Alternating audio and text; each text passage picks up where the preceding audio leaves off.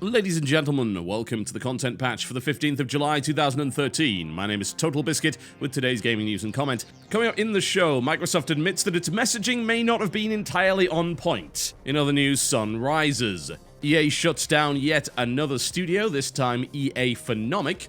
The mysterious disappearance of End of Nations, and we'll have a roundup of upcoming releases this week. All this and the OC Remix track of the day is coming your way right about now. In an interview with IGN in response to the fan campaign to reinstate features such as family sharing to the Xbox One, the Chief Product Officer for Xbox, Mark Whitten, has claimed that it's really quite simple. They've just got to talk more and get people understanding what our system actually is. He goes on to say that what it tells me is we need to do more work to talk about what we're doing, because I think that we did something different than maybe how people are actually perceiving it. When I read some of the things like that petition, from my perspective, we took a lot of feedback, and while Xbox One is built to be a digital native system, to have this amazing online experience, we realized that people wanted some choice. They wanted what I would like to call a bridge, sort of how they think about the world today, using more digital stuff, blah, blah, blah, blah, blah. Ugh, God. Talk about working on your messaging. We could start without the buzzwords and without the nonsense and being so wishy-washy. Because we weren't participating in the conversation in a deep enough way, it got us sort of off cycle about how we talk about our program. Come on! Yes, I don't think there's even a question that the messaging was messed up. That's firmly on Microsoft's head, but regardless of how you sugarcoat it, the fact of the matter is that this system had an always-on DRM requirement, limited the amount of trading in you could do with games, completely destroyed the rental market, and just made it genuinely more difficult to do the stuff that you can already do. And that caused a negative reaction. People obviously did not want that. And I have to ask exactly, where did the research go? What group of people did you speak to prior to making these announcements to get the idea that people really, really wanted this stuff? Because I have got to wonder which bloody focus group that was. I can't even imagine which one it was. Even the most casual of gamers are going to turn around and say to you, what? Digital? I don't want to download these games. These are like 40 gigabytes. I've got a 2 megabit internet connection. This is going to take all day. No, I don't want to trade digitally. I want to give a game to somebody else. Family sharing? I can just give them my disc. It's easy. What do you mean I can't trade all my games in? What do you mean that I have to have someone on my friends list for 30 days before I get... This is the kind of thing that pretty much every gamer on the planet is going to turn around and say, you what, mate? It's absurd. It's just restrictions thrown into place for arbitrary reasons to solve problems that they created themselves. It doesn't matter how you do the messaging in that respect. There were some positive aspects, this whole family sharing thing. Admittedly, we still don't know exactly what it was. There was speculation after the fact that it was very much limited, and that does make a certain degree of sense, I've got to say. Publishers are unlikely to agree with the idea that 10 people could basically play through the same single-player game on a single account and not pay for it. That's actually beyond what you usually expect when it comes to passing discs around in a group of friends. I would say that if you allow 10 people to do that, and you set up that network, you actually increase rather than decrease the amount of people that are playing off of other people's discs. I mean, that's surely something that publishers don't want. I can't imagine that Microsoft wants it either, considering they get a cut of every single title with a licensing fee. So the last thing they want is for people to be buying less copies. It sounded like an interesting system. It sounded like it had an awful lot of potential there, but they didn't explain it well enough. And even if they did, it is not necessarily a good enough system to say to me, oh, I better adopt this then. That sounds like a good idea. The problem is that the number of additional features that were put into the Xbox One that are actually useful and convenient were outweighed by the number of disadvantages for a lot of people. And for me, I don't care about the whole used game thing, but a lot of people did, and you can't ignore that. GameStop claimed that its research indicated, and this was on February the 12th, by the way, this is hardly something that came out recently, that 60% of their consumers would not buy a console that did not allow used games. And that makes sense, really, doesn't it? There is a large culture of buying used games at GameStop and at various different retailers across the world. There is no way you couldn't have seen this coming. I mean, it would require a massive disconnection, and perhaps that's the problem.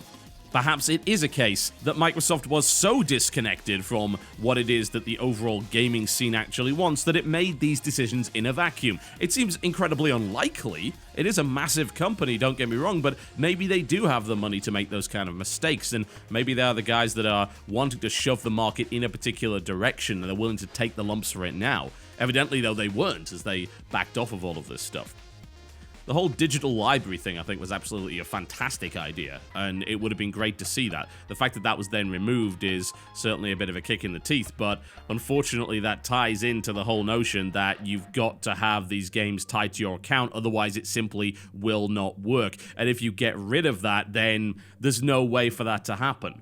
I personally would value that feature. I'm okay with that. I don't really trade games in. I'm a PC gamer, so that just doesn't happen. And I would rather have that nice digital library there. It's nice to have backups, especially if your stuff gets stolen, or if your dog eats the CD, or it just gets too scraped up to actually work anymore. It's great to have that. However, I'm not the majority when it comes to console gamers. I don't think you should really be taking the perspective of a PC gamer into account, really, when you're figuring out the feature set for your console. So I do not agree that it's just a messaging problem. I do not agree that it's like, oh, if only we'd spun it in a different way. BS is still BS regardless of how you spin it. And at the end of the day, the people complaining about this stuff saw right through it. The reason why this stuff didn't end up happening, or why there was a reversal of fortune, is simply because these people, as in core gamers who are internet savvy, saw right through what you were trying to do and honed straight in on the negative. No amount of messaging would have helped you there. None. They would have still said, oh, always on DRM, I can't trade in, bunch of restrictions, always on Connect, this is bad. These are the facts, and there's really no escaping that regardless of how many mental gymnastics you perform. EA has closed down yet another development house. This time it is Phenomic. They were responsible for the Spellforce series as well as the collectible strategy game Battleforge, which unfortunately did not do that well. The last two games they developed were the browser-based titles Lord of Ultima and Command & Conquer Tiberium Alliances. Tiberium Alliances in particular was not exactly received all that well. The EA statement on the matter says that as part of EA's realignment in recent weeks, we've announced internally a small adjustment to some development staff to better focus our teams against priority growth areas. The decision to let people go is not one we take lightly, and we are working to ensure that impacted employees are treated fairly, with respect for their contributions to EA and with assistance, blah, blah, blah, guff, guff, guff. Yeah, I think you know how that one goes. Well, that's sort of sad. I mean, lately they haven't really been making all that many worthwhile things, but Battleforge was actually kind of cool, especially for the time. And I also did enjoy the Spellforce series. Admittedly, the latest expansion pack for it was kind of a waste, especially considering the game came out in 2006, and Faith in Destiny came out in 2012, which was a little bit strange to say the least. I don't really miss Tiberium Alliances, I can tell you that for a fact. I mean, my only hope is that EA is moving away from browser-based nonsense, because, quite frankly, we're seeing way too many franchises get mangled that way, and the last thing I think anyone really desired was a web-based Command & Conquer Facebook game. However, they ended up getting that anyway, and it was a waste of time, to say the least.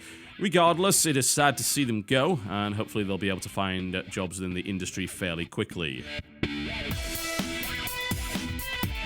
End of Nations disappeared off the map quite some time ago. The petroglyph developed massively multiplayer real-time strategy, as they called it, was being made by a significant chunk of the old Westwood team and had some rather interesting ties, at least on a spiritual level, to Command & Conquer, with over-the-top units, interesting designs, and Frank Klepacki's soundtrack pumping in the background. However, End of Nations vanished off the map for quite some time, with its beta being mysteriously closed down quite quickly, and a round of layoffs going through Petroglyph, as well as a failed Kickstarter for a title called Victory. It was later announced that Trion would be taking over development in-house as opposed to simply being the publisher, and they have now announced that the alpha will be launching next week. However, it would not appear to be the same game that we left the last time around. According to the website, End of Nations is now a free-to-play tactical vehicular MOBA. which includes tactical MOBA gameplay, customizable heroes and support units, varied commander classes featuring unique tactics and abilities, a new leveling system, and dramatically improved menu system and overhauled UI. Now, the question is, what exactly does that mean? We just frankly do not know. Have they made massive changes to the title, and why on earth would you rebrand it when it was previously known as a real-time strategy? Now, having played a significant amount of End of Nations, I can tell you that in its previous form, it was a world in conflict style RTS. That means no base building, call in various reinforcements that get to the field almost instantly, and deal with a limited resource pool as well as the capture of command points and objectives. There were a number of different modes available, including a Dota-style mode where there were spawns of NPC creeps, as there were, that wave after wave that just clashed against each other. And there were also some larger maps with a bunch of different objectives. There was also some PvE stuff against the Order of Nations, which included the battling of large enemy bosses. Now, the question, I suppose, now is, can you classify that kind of game as a multiplayer online battle arena? The answer, of course, is yes, of course it can, because that doesn't mean anything. Everything's a multiplayer online battle arena. Quake 3 is a multiplayer online battle arena. It's a really bad term indeed, of course, coined by Riot, who really didn't want to be known as a Dota clone, so they've tried to force this term through, and I personally hate it. I think Action RTS is a better term, quite frankly. And I would honestly describe End of Nations as kind of an action RTS. The lack of base building, the lack of economy, the lack of macro in particular. I think that's what characterizes the action RTS for the most part. But if you were then to try and apply that to something like Dota or Awesome Nauts or Smite, then there wouldn't be that much to compare, would there? It was a real-time strategy. More in the vein of ground control, more in the vein of World in Conflict. And it was pretty good for what it did. It was mostly team-based. The 1v1 really didn't happen. There was like one 1v1 map which had some very specific rule sets. In fact, every map in that game had a different rule set, which is why it kind of concerns me that they would say tactical MOBA gameplay, because it looks like they've taken one of the rule sets and applied it to the entire game, which definitely was not what I was looking for from it. The alpha does start up next week. I'll be interested to try and find out some information. I'm hoping they haven't changed too much, quite frankly, and it concerns me greatly that they might have, because what I played of it, I actually enjoyed. It was definitely a little bit ropey, to say the least, but beta was, in fact, beta, and I thought that it had some interesting potential, but my concern now is that that won't happen. We'll see. We'll find out next week once the alpha goes live. I'm not sure if they're going to be applying an NDA, though, so we may have silence for quite some time. And finally, let's take a look at the release list. If you are a PC gamer, which you probably are if you're on this channel, then prepare to be disappointed, because there's going to be bugger all. The reason, of course, for that is that the Steam sale is currently going on, and people generally don't release games during the Steam sale. There is, of course, one exception. I'd just like to mention them, considering they're getting completely ignored right now, and that's Ring Runner, that made the unfortunate mistake of coming out while the Steam sale was going on, and no one really wanted to actually touch it. It's kind of a shame. It's called Ring Runner Flight of the Sages. It's a space shooter RPG, and that's currently over on GOG.com. You might want to have a look at it. It looks interesting. I'll be doing a WTF is of it once the Steam sale has stopped, because quite frankly, it's just going to get buried otherwise. Anyway, so let's talk about the releases for various different platforms, which are pretty much nothing but consoles. Time and Eternity coming out on the 16th of July in the US. That is a PlayStation 3 JRPG. The developer Image Epoch is not exactly that well known in the US, I've got to say, having made games like Ark Rise Fantasia for the Wii, which is most likely something you haven't really heard of. And of course the game Tokita Tower, which is in fact Time and Eternity, came out in 2012 in Japan. Unfortunately, the reviews of this title are not exactly high. It was reviewed pretty well in Japan, but the US reception has been less than fantastic. Apparently the battle system is the standout part of this, and you really do need to be a fan of JRPGs as a genre in order to really get an awful lot out of this one. So it is a possibility they might want to avoid that. On the other hand, when it comes to JRPGs, you might want to be looking into Shin Megami Tensei 4, which is coming out on the 16th of July in the US for 3DS. It'll also be available on the eShop. Yet another very strong RPG release for the 3DS, following up on Project X Zone, as well as, of course, Fire Emblem. Looking forward to giving this one a try, and the reception in Japan for this one was, as you might imagine, extremely strong, as it tends to be with pretty much all of the games in that franchise. Dynasty Warriors 8, July the 16th for Xbox 360 and PlayStation 3. Yet another Dynasty Warriors game. We don't know whether this is going to be any good because the reviews are embargoed to launch by the looks of it. There have been a couple of murmurings that it might not suck, but at the end of the day, if you're into Dynasty Warriors, you're going to buy it. If you're not into Dynasty Warriors, this is most likely not going to change your mind because it's the same damn thing every time. Alright. Turbo Super Stunt Squad. Oh yes. The ultimate release. July 16th, Xbox 360, PlayStation 3, Wii U, Wii, DS, and 3DS. Finally, the killer app that the Wii U has been waiting for. Based on the movie, no, that's probably going to be terrible. Don't want to go for that. Kung Fu Rabbit coming to PlayStation Vita. It's a platformer involving a Kung Fu Rabbit. I don't think you really need to know any more about that. And to be frank, that's pretty much it when it comes to the releases. There's a bunch of re-releases as well as PlayStation 2 Classic stuff, which is making its way onto PSN this week, but that really is about it, I'm afraid. Alright folks, that pretty much wraps me up for the day. Thank you very much for watching the content patch. Before I go, I'd like to give you the OC remix track of the day. I think we're pretty much done with Balance and Ruin. If you haven't downloaded the album already, you're a silly person. You should probably go do that. So let's go back to some of the older stuff. Doom and Doom 2 are frequently remixed, and I think you know exactly the tracks that generally get the treatment. What you usually don't see is some of the more obscure maps and tracks, including Into Sandy City, which is map 9 from Doom 2. Now, of course, the original composer was the legendary Bobby Prince. The remixer is the equally legendary Big Giant Circles in a collaboration with Lulza and the Joker.